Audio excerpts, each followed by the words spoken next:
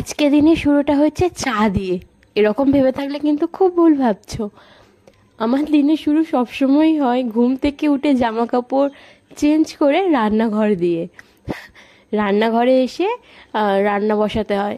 তো এটাই হলো না আমার দিনের শুরু।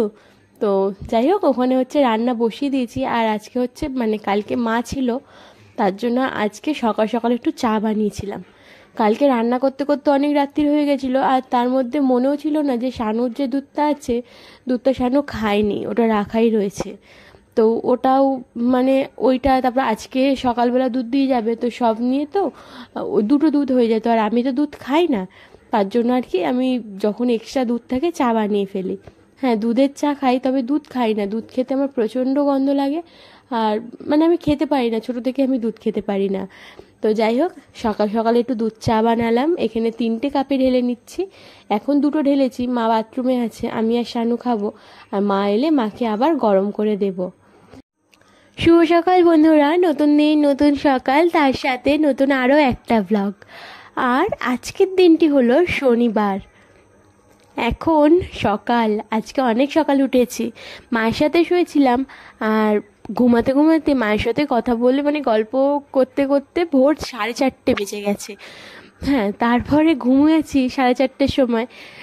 কি বলো তো, এখন তো আর মায়ের ওখানে যাওয়া মানে মায়ের ওখানে যাই, তবে থাকা হয় না। তবে অনেক গল্প থাকে যেগুলো হয়তো কিছুক্ষণ টাইমের মধ্যে হয় না করা।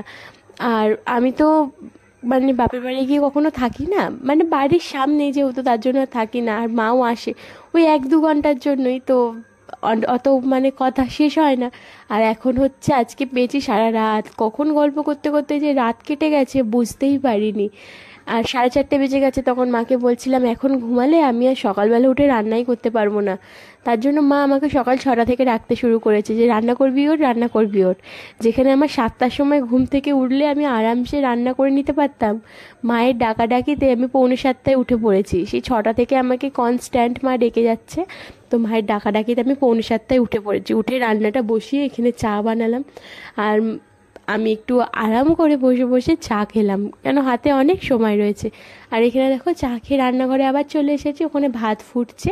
আর এখানে হচ্ছে এঁচোড় বানাবো। এঁচোড় আর আলু আমি সিদ্ধ করে নিয়েছি, সিদ্ধ করে গ্যাস বন্ধ করাই আছে।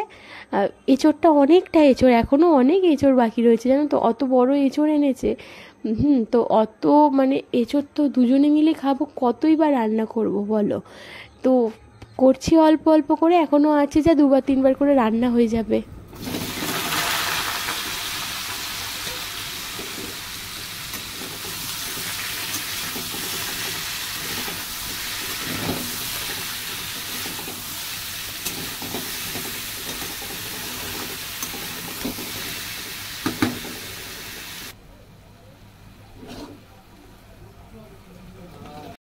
চন্দ্রমুখী আলু একটু সিদ্ধ করলেই যেন গলে যায়। হ্যাঁ, এঁচোড়ের সাথে হালকা একটু সিদ্ধ করেছি, দেখো কতটা গলে গেছে। আমি অনেকটা সাবধানের সাথে মেশাচ্ছি আলু আর এঁচোড়ের মানে মশলাটা। তো আগের দিনকে চিংড়ি মাছ দিয়ে করেছিলাম, আজকে আর চিংড়ি মাছ দিইনি, কিন্তু চিংড়ি মাছ ছাড়াই কিন্তু খেতে আজকেও দুর্দান্ত হয়েছিল।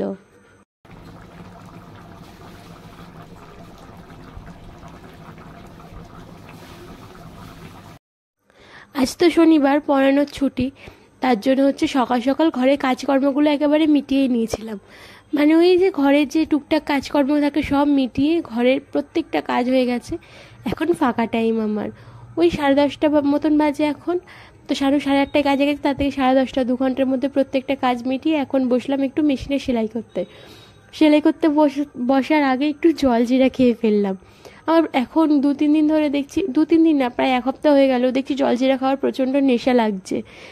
আগে জলজিরা খেতাম, প্রচুর জলজিরা খেতাম যখন স্কুলে পড়তাম। তারপরে তো আস্তে আস্তে খাওয়া কমে গেছিলো, তারপর খেতামই না। এখন আবার এই 1-2 করে খেতে খেতে খেতে খেতে একটু বেশি হয়ে গেছে, সারাদিনে 3-4টে করে জলজিরা খেয়ে ফেলছি। এই এখনই দেখো না, ভিডিও এডিট করার সময় বারবার জলজিরা বলতে বলতে যেন জিভে জল চলে আসছে আমার। তো ওইটা খেয়ে মানে একটু জলজিরাটা পাশেই রাখলাম, আবার ইচ্ছা হলে খাবো, এরকম ব্যাপার। দিয়ে মেশিনে বসলাম সেলাই করতে। এখন আমি টুকটাক অনেক হাতের কাজ জানি, যেমন মেকআপ শিখেছি, কেক শিখেছি, এইগুলো। তারপরে আমি টিউশনি পড়াই, এইসব জিনিস জানার পরেও আমি হচ্ছে এখনও মেশিনের কাজই করি, জানো তো কেন বলো তো? এই মেশিনের কাজ দিয়েই না আমি সব কিছু শিখেছি। মানে আমি এই মেশিন থেকে যে টাকাটা ইনকাম করি সেই টাকাটা পুরোটাই আমার নিজের জন্যই থাকে, আমি নিজের যা ইচ্ছা হয় করি। এইখান থেকে কখনো শানু আমার থেকে টাকা নেয় না। তো ওইগুলো শিখেছিলাম যখন এই মেশিনে মানে কাজ করে করেই আমি লোন নিয়ে শিখেছিলাম মেকআপটা, তো সেই মেশিনে কাজ করে করেই টাকাটা শোধ করেছি। আর কেকটার কথা বাদ দাও।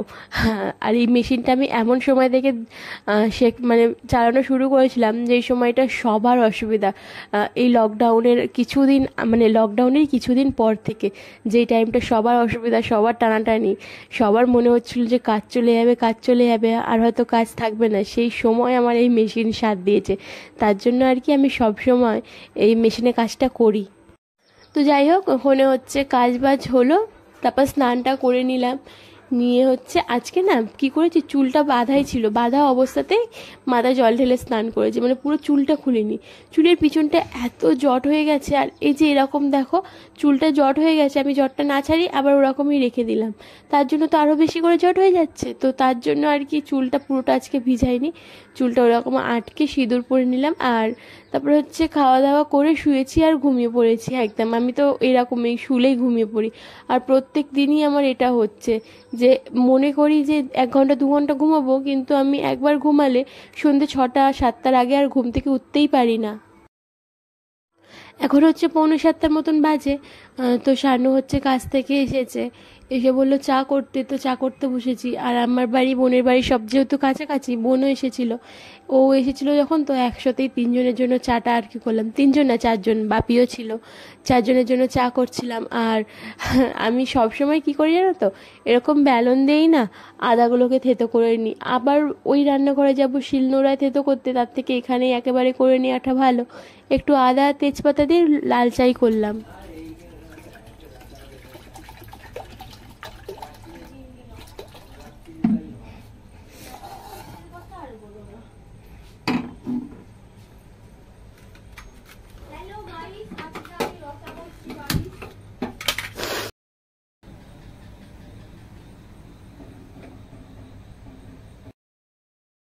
আজ রাতের রান্নায় অনেকটা তাড়াহুড়ো করছিলাম, তাড়াহুড়ো করার মানে ব্যাপারও আছে। আমি ঘুগনি করছি, তবে মটর ভিজিয়ে রাখিনি, আর মটর না ভিজিয়ে ঘুগনি করলে তো অনেকটা সময় লেগে যায়, তার জন্যই আর কি।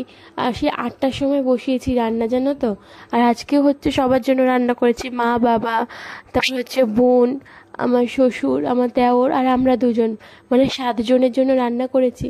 তো আর আজকে শরীরটাও আমার একটু খারাপ লাগছিল, মানে মনে হচ্ছিল যেন আবার জ্বর আসবে জ্বর আসবে এরকম টাইপ, মানে অনেকটা লো ফিল হচ্ছিল আর কি, এটাই ব্যাপার। শরীরটা খারাপ লাগছিল বলে আমার কোনো কিছুতে এনার্জি লাগছিল না, আমি আস্তে আস্তেই কাজ বাজগুলো করছিলাম। আর এখানে শানুকে বলছিলাম যে তুমি একটু ভিডিওটা করে দাও, কেননা রান্নাঘরটা রাত্রেবেলার দিকটা অন্ধকার, তো আমার ভিডিও ভালোভাবে আসেই না। আর আমি যে ভালো করে ভিডিও হাতে ধরে, মানে হাতে ক্যামেরা নিয়ে ভিডিও করব, তাতেও কিন্তু খুব একটা ভালো আসছিল না, আর আমার ভালোও লাগছিল না, তার জন্য ওকে বললাম করে দিতে। তো এখানে দেখো রান্না হয়ে গেছে আমার, এখানে রুটি করে নিয়েছি সবার জন্য, তো সবাইকে রুটি দিয়ে দিয়েছি। আর এবার হচ্ছে তরকারিটা করব, মটর পুরো গলে গেছে, এখানে হচ্ছে বানাচ্ছি, মশলা কষছি। হ্যাঁ, মটর পুরো গলে গেছে, কেন জানো তো, আমি প্রায় 1 ঘন্টা ধরে সিটি মেরেছি মটরে, প্রেশার কুকারে দিয়ে, তার জন্য পুরো মটরটা গলে গেছে। আমি তো তরকারিতে দেওয়ার জন্য ভাজা মশলা রেডি করে রাখি, তো সেটাই একটু দিলাম। আমি গরম মশলা ইউজ করি না সব কিছুতে, খুব মানে বেশিরভাগ টাইমটা ভাজা মশলাটাই ইউজ করি। আর একটু বেশি ঝোল হয়ে গেছে, সব ঝোল টেনে নেবে অবশ্য। বিস্কুট ছিল না, সন্ধ্যেবেলা যেন আইসক্রিম এনেছে, ওই আইসক্রিম খাচ্ছে এখন লালি, এই যে কি আনন্দ করে খাচ্ছে দেখেছো, ম্যাক্স ওই ঘরে বন্ধ। হ্যাঁ আনন্দ হচ্ছে, লেজ নেড়ে বোঝাচ্ছে, আবার ওর খুব ভালো লাগছে। এখন হচ্ছে 10:30 বাজে, সবে রান্না করলাম আমি, এখনো প্রচুর কাজ বাকি, এত বাসন পড়েছে, সে কত বাসন পড়েছে যে কি বলবো। সবার জন্য রান্না করলাম না, তার জন্য অত বাসন পড়েছে, বাসন মাজবো, ঘরে বিছানা টিছানা সব অপরিষ্কার হয়ে আছে, তো সব পরিষ্কার করবো। আজকে এখনো গোপালকে খেতে দেওয়া হয়নি, গোপালকে খেতে দেবো, মানে এইদিকে টুকিটাকি কাজকর্মগুলো সেরে গোপালকে খেতে দিয়ে তারপরে হচ্ছে আমরা খাবো, খাওয়া হলে তারপরে হচ্ছে বাসন মাজবো। আজকে শুতে শুতে প্রায় 12টা বাজবে। তো চলো এদিকে ঘর দোয়ারগুলো, বিছানা টিছানাগুলো আগে ভালোভাবে পরিষ্কার টরিষ্কার করে নিই। দেখো রাত্রি 11:30 বাজে, এত বাসন পড়েছিল আজকে, কালকে আর আজকে এত এত বাসন পড়ছে যে আমার যেই কাজ করতে বেশি বিরক্ত লাগে সেই কাজটাই আমাকে বেশি বেশি করে করতে হচ্ছে। এত বাসন মাজলাম, আর খাওয়া দাওয়া হয়ে গেছে, রান্নাঘরটা পরিষ্কার করে নিয়েছি দেখো। আর শানুর জন্য হচ্ছে দুধ গরম বসিয়েছিলাম, আবার আজকেও ভুলে যাচ্ছিলাম, শুয়ে পড়েছিলাম, উঠে এসে মনে পড়ল, মানে শুয়ে শুয়ে মনে পড়লো যে দুধ দেওয়া হয়নি, তো দুধ গরম করেছিলাম। শানুকে যেই কাপটায় দুধ দিতাম ওই কাপটা হাত দিয়ে পড়ে ভেঙে গেছে, ওর জন্যই আমার কাপটাতেই দুধ দিচ্ছি আর কি। তাহলে চলো আজকের ভিডিওটা এখানেই শেষ করি, দেখা হবে কাল নতুন একটা ব্লগের সাথে। আর তোমরা যারা যারা আমাকে ভালোবাসো, আমার ভিডিও দেখতে পছন্দ করো, অবশ্যই কিন্তু লাইক করো আর কমেন্ট করে জানিও কেমন হলো। আর চ্যানেলটা কিন্তু সাবস্ক্রাইব করে আমার পাশে থেকো, যাতে করে আমি আমার চ্যানেলটা অনেক বড় করতে পারি। গুড নাইট সবাইকে।